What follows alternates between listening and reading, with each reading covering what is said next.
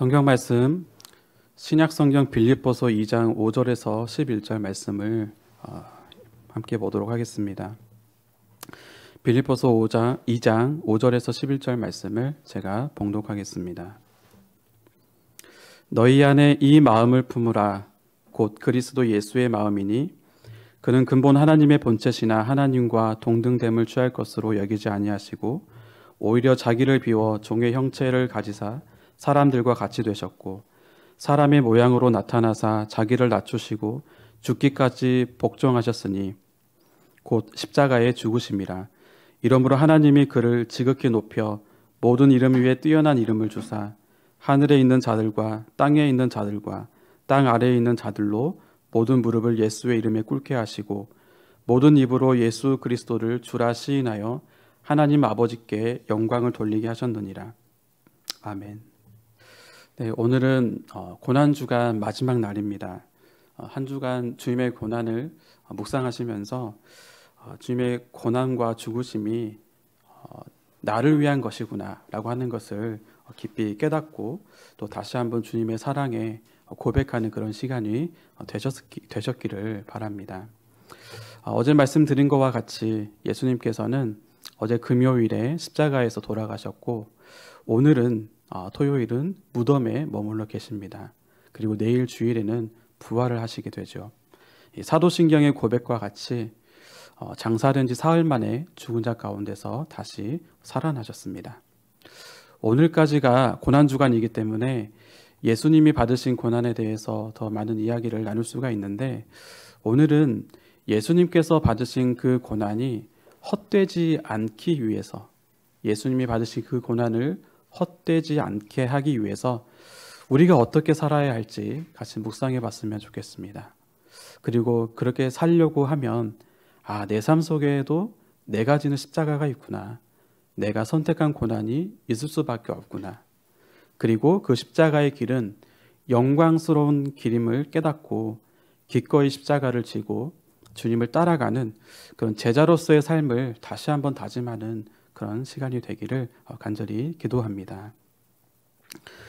고난주간을 보내면서 우리는 예수님의 고난에 대해서 묵상을 했습니다. 그리고 예수님의 고난을 묵상하면서 우리들은 주님을 따르며 십자가를 지는 삶을 살기로 다짐하기도 하죠. 그런데 예수님께서는 우리에게 예수님이 지신 그 십자가, 예수님이 지셨던 그 십자가가 아니라 우리에게 주신 우리의 십자가, 자기의 십자가를 지고 나를 따르라 라고 말씀하셨습니다. 이것이 무슨 말이냐 하면 예수님이 지신 십자가는 구원을 받을 모든 사람을 위한 십자가였습니다. 그래서 그 십자가는 우리가 감히 흉내낼 수가 없고 예수님만이 질 수가 있으며 예수님만이 감당할 수 있는 그 고난, 그 십자가였죠. 그래서 우리는 우리에게 주어진 십자가, 우리에게 주어진 그 십자가를 가지고 주님을 따라가는 것이지 결코 주님이 지셨던 그 십자가를 진다거나 주님이 지신 그 십자가를 지고 가는 것이 아니라는 것입니다. 예수님께서 정말로 험한 십자가를 지니고 가셨잖아요. 그런데 내가 그렇게 똑같은 십자가를 지고 가는 것이 아니라 나는 그런 십자가를 질 수도 없다라고 인식하는 것도 중요한 사실입니다.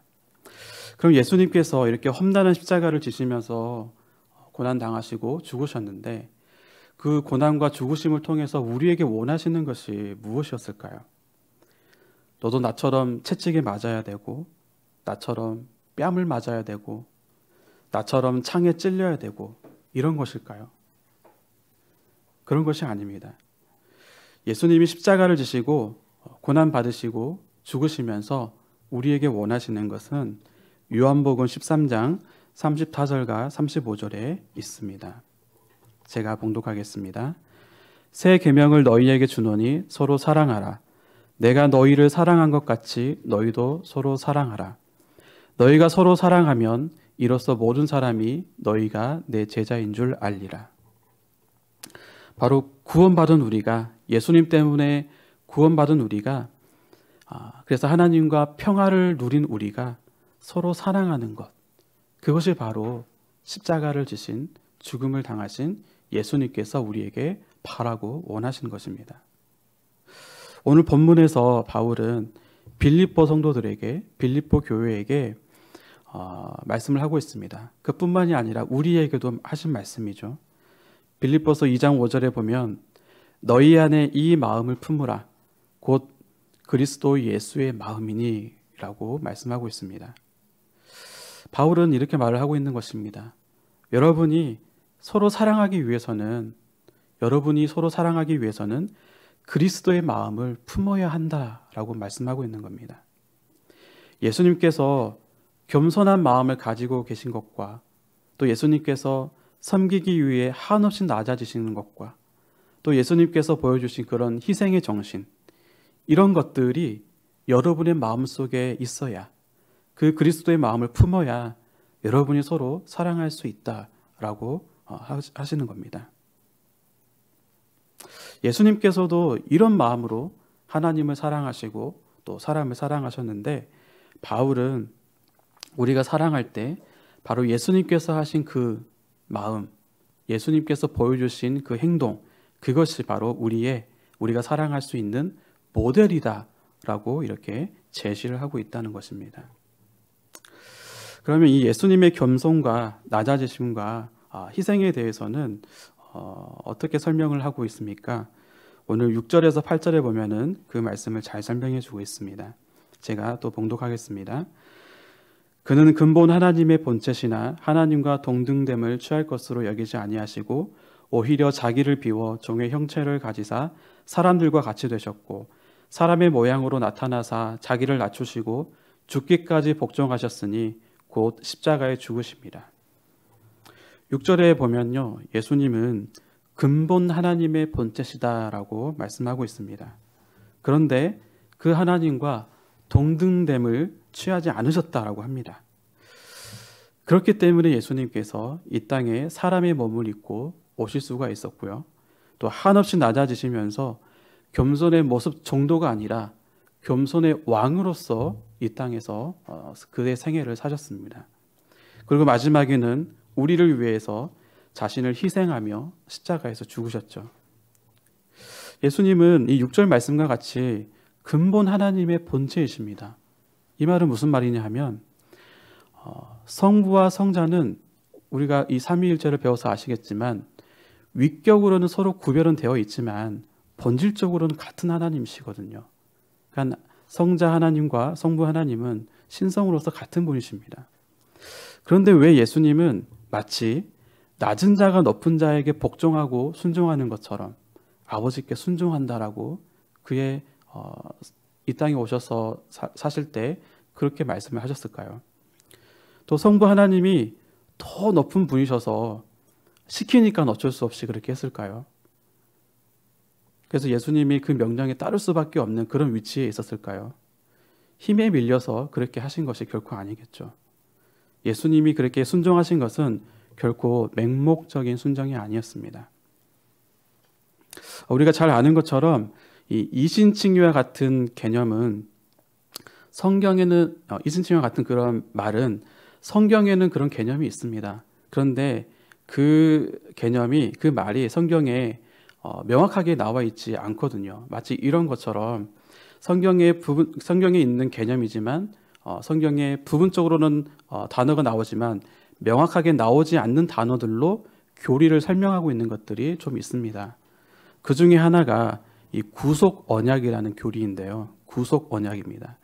이 구속 언약을 간단하게 말씀을 드리면 인간을 구원하시기 위해서 성부 하나님과 성자 하나님 사이에 약속을 맺으셨다는 거예요.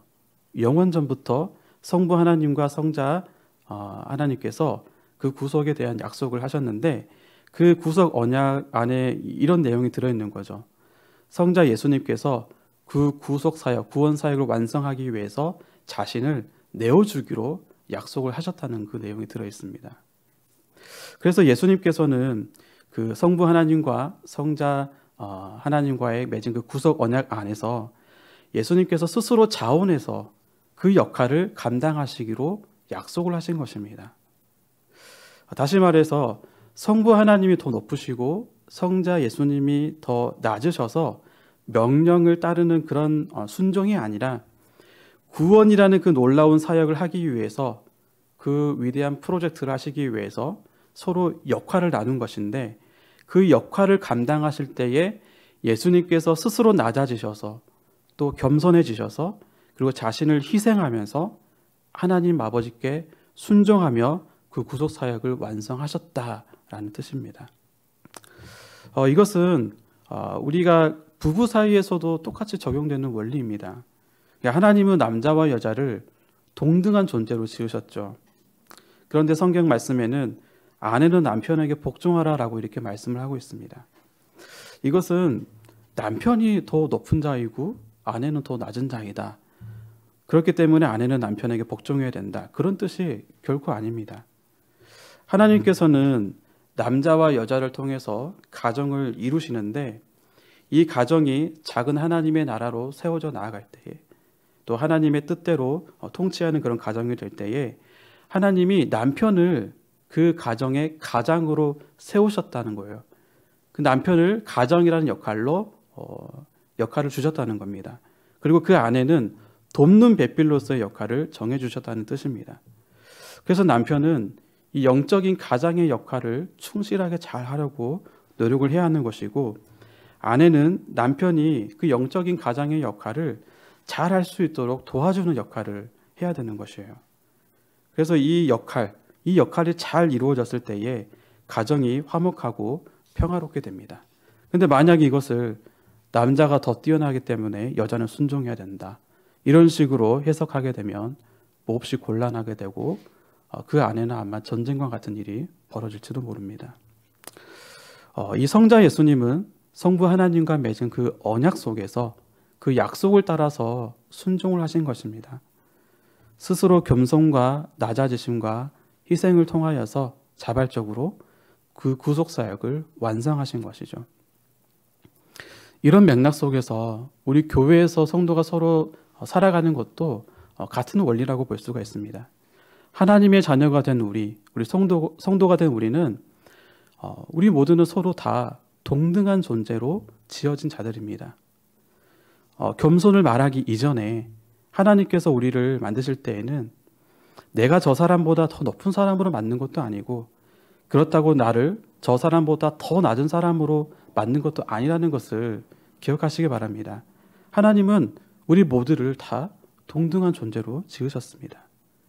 그리고 나서 예수님처럼 스스로 우리가 낮아지고 겸손한 마음을 갖고 또 희생하면서 섬기면서 사랑하면서 살아가야 하는 것입니다.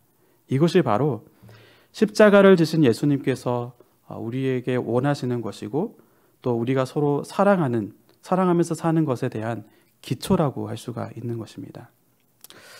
그런데 이런 마음, 이런 그리스도의 마음, 예수 그리스도의 마음을, 겸손과 낮아짐과 희생하는 이런 마음을 품고 살아가는 것이 참 어렵죠. 어려운 일입니다. 그리스도의 마음을 품고 사는 것은 정말로 십자가를 지는 삶과 같고 고난의 연속의 그런 과정이기도 합니다. 사실 그래서 우리가 이 그리스도의 마음을 품기 어렵기 때문에 이번처럼 고난주간이 필요한 거예요. 그리스도의 마음을 품고 살아가기가 어렵기 때문에 주님의 고난을 더욱더 묵상할 필요가 있습니다. 왜냐하면 우리가 주님의 그 고난을 묵상할 때 주님의 마음을 더욱 품을 수가 있게 되거든요. 예를 들어 이 장례를 치를 때 이 지인의 장례를 치르는 것과 나의 가족이나 또 가족 같은 사람의 장례를 치를 때 그때 겪는 그 슬픔의 깊이와 여우는 완전히 다릅니다. 예수님의 고난과 죽으심도 우리에게 마치 그와 같습니다. 어떤 사람은 예수님의 죽음을 인류의 유명한 성인 중 한 사람의 죽음이라고 생각하는 사람이 있을 것이고, 또 어떤 사람은 그 기득권에 눌려서 재수 없이 정치적으로 억울하게 죽은 사람 정도로 생각하는 사람도 있을 것입니다. 그러나 우리는 어제 그 십자가에 달려 죽으신 그 숨을 거두신 예수님을 보면서 마치 사형 집행장에서 내가 받을 사형을 대신해서 받고 숨을 거두는 사랑하는 아버지를 바라보는 것과 같은, 그래서 참 죄송한 마음과 감사한 마음이 교차하고, 그래서 당신의 생명과 나의 죄를 바꿔주셨기 때문에, 나에게 새로운 삶의 기회를 주셨기 때문에 더 이상 헛되이 살지 않겠노라고 다짐하는 그런 마음을 갖게 되는 것처럼, 우리 주님의 그 고난은, 그 죽음은 우리에게도 그런 마음을 갖게 해줍니다. 그래서 주님의 고난과 죽음을 묵상할 때에 여러분이 정말로 주님을 사랑한다면 그분의 십자가와 고난이 그분의 것이 아니라 나와 상관이 있기 때문에 그 죽음을 헛되게 하고 싶지 않겠다라고 하는 그런 마음이 여러분 마음속에 있으실 것입니다. 그래서 여러분, 주님의 고난을 묵상하면서 이것이 나를 위한 고난이었구나, 참 감사한 일이죠. 그런데 거기에서 끝나지 마시고, 고난당하신 주님께서 정말 뭘 원하셨나, 무엇을 얻고자 그 험난한 고난을 당하셨나, 그것을 한번 깊이 생각해 보시기 바랍니다.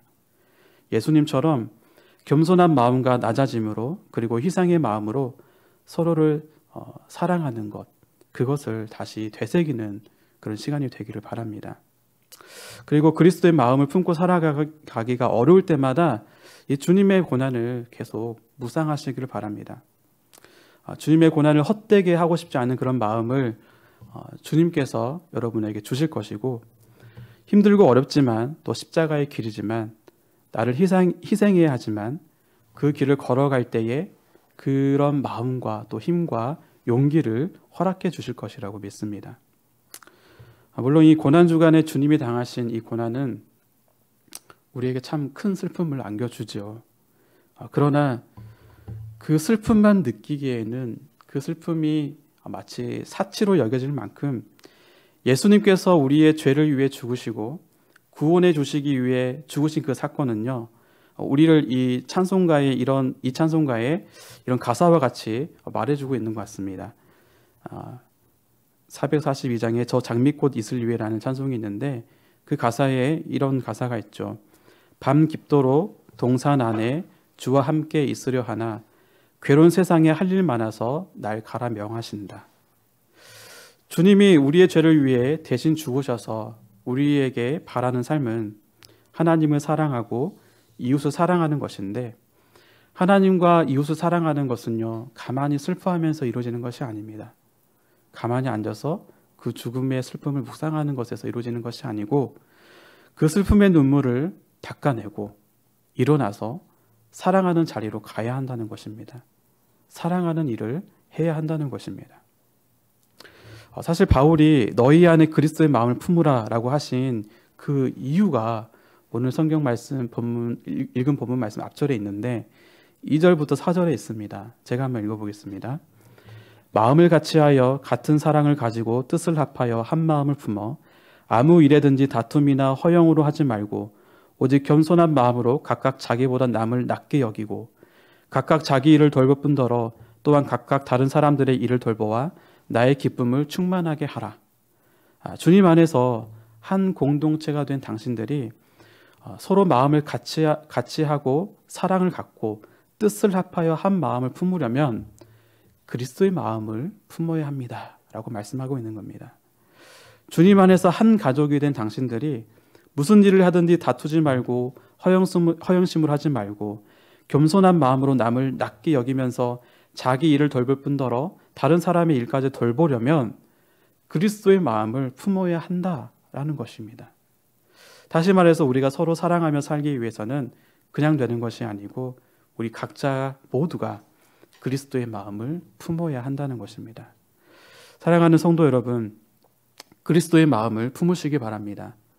부부 사이에서, 또 가정 안에서, 또 직장과 교회에서 낮아지고 겸손하고 또 희생하며 섬기는 삶을 살아가면서 주님이 그토록 원하시던 서로 사랑하는 삶을 살아가는 주님의 자녀들이 되시기 바랍니다. 특별히 이 다윗교회의 공동체가 정말 그리스도의 마음을 품는 그런 공동체가 되기를 기도합니다. 여러분 가만히 한번 생각해 보시면 지난번 우리가 성경 일독을 하고 또 이번에 금식 기도를 할 때에 그게 교회 일뿐만이 되는 게 아니라 그것이 여러분의 개인의 삶뿐만이 아니라 가정에까지도 그 영향력이 미친다고 하는 것을 경험하셨을 것입니다. 여러분, 그래서 우리 다윗교회가 먼저 주님의 마음을 품는 그런 교회가 되어야 하겠습니다. 이것은 여러분을 위한 것이고 여러분의 가정을 위한 것이고 또 하나님의 나라를 위한 것입니다. 교회 안에서 여러 가지 일들로 여러분들 섬기고 또 형제 자매를 섬기는 가운데 있죠. 그럴 때에 주님의 그 겸손의 마음, 낮아지시는 그 마음, 희생의 그 마음을 가질 수 있도록 또 그렇게 섬길 수 있도록 주님께 간구하시고 그렇게 사시기를 간절히 바랍니다. 제가 시 하나 좀 소개하고 말씀을 마치겠는데, 서성환 선교사님이라는 분이 계십니다. 그분이 승리라는 시를 지으셨는데, 이분이 그 선교사로서 삶을 사시다가 이 선교사의 삶이 얼마나 어렵겠습니까? 많은 일들이 일어나잖아요. 그런 어려움이 있지만 그 중에서도 가장 힘든 것이 무엇이었냐면은 바로 함께 일하는 동역자들 간의 그런 관계의 어려움이었다고 합니다. 그렇죠. 우리가 살 때 부부 간의 관계가 어려울 때 참으로 힘들고 또 동역자 간의 관계가 어려우면 그것만큼 힘든 게 없습니다. 하지만 아무리 힘든 일이라도 관계가 좋으면 땀 흘리면서 기쁨으로 그 일을 할 수가 있죠. 하지만 관계가 좋지 않으면 작은 일을 할 때에도 그 마음은 참 지옥과 같습니다. 그래서 이 선교사님이 이런 관계에 대해서 묵상을 하면서 지은 시가 있는데 그분이 어떤 것이 승리라고 했는지 한번 들어보시기 바랍니다. 승리가 무엇인 줄 아는가? 승리가 무엇인 줄 아는가? 더 좋고 편한 가능성의 유혹을 저련히 잘라버리고 오직 주님만 따라가는 것 바로 승리라네. 승리가 무엇인 줄 아는가? 승리가 무엇인 줄 아는가? 하고 싶은 말, 그 많고 많은 말 힘겹게 억누르고 오직 주께서만 말씀하게 하는 것 바로 승리라네. 결과가 어떠해도 주님만 빛나시고 주님 평안 내 안에 있으면 그것이 바로 승리라. 치열한 자기와의 싸움을 허옇게 잠재우고 오직 주님만 따라가는 것, 오직 주께서만 말씀하게 하는 것, 주님만 내 안에 사시게 하는 것 바로 승리라네. 사랑하는 성도 여러분, 그리스도의 마음을 품으십시오.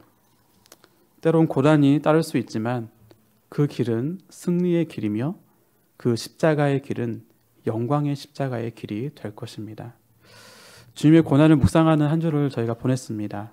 여러분, 그리스도의 마음을 품어서 이제 다시 주님이 그토록 원하시는 우리가 서로 사랑하는 일에 더욱 힘쓰는 우리 다윗교회 모든 성도님들이 다 되시기를 주님의 이름으로 축원합니다. 함께 기도하겠습니다. 주 예수님, 우리를 위해 고난 당하시고 죽음 당하심에 감사를 드립니다. 주님의 고난을 묵상하면서 슬픔에 머물러 있는 것이 아니라 주께서 그토록 원하시던 구원받은 백성이 서로 사랑하는 삶을 살아가게 하여 주시옵소서. 주님의 마음을 품고 겸손함으로 우리에게 허락하신 십자가를 지고 주님을 따르는 주님의 제자로 살아가게 하여 주시옵소서. 사랑하는 우리 다윗교회 성도님들의 가정마다 주님의 평안을 날마다 허락하여 주시고 건강을 주시고 이 코로나로 어려운 가운데에 생업과 직장터의 일 가운데 주님께서 늘 항상 함께하여 주시옵소서. 우리 사랑하는 자녀들에게 주님께서 늘 함께하여 주시고 어디에 있든지 눈동자처럼 지켜주시되 군에 있는 자녀들을 지켜주시고 또 멀리 부모를 떠나서 공부하고 있는 자녀들에게도 주께서 늘 함께하여 주시옵소서. 주님, 우리 교회가 주님의 교회가 교회 건축을 진행하고 있습니다. 주님, 이 일을 주님께서 시작하셨사오니 주님께서 온전히 이루어 주실 줄로 믿습니다. 그 과정 가운데에 많은 고난들이 있고 어려움들이 있지만 주님을 바라보면서 또 우리가 오늘 우리에게 말씀하신 것처럼 그리스도의 마음을 품고 서로 합력하여서 한 마음으로 이 일을 잘 해나갈 수 있도록 하여 주시옵소서. 온 성도가 한 마음을 모아서 금식하며 기도하고 있습니다. 주님, 우리의 마음을 긍휼히 여겨주셔서 이 일을 통하여서 우리가 하나님을 더욱더 알아가고 하나님을 더욱더 신뢰하며 사랑하며 하나님께 영광을 돌리는 우리 다윗교회가 되게 하여 주시옵소서. 오늘도 우리와 늘 항상 함께 해주시기를 간절히 원하옵고 예수님의 이름으로 기도드리옵나이다. 아멘.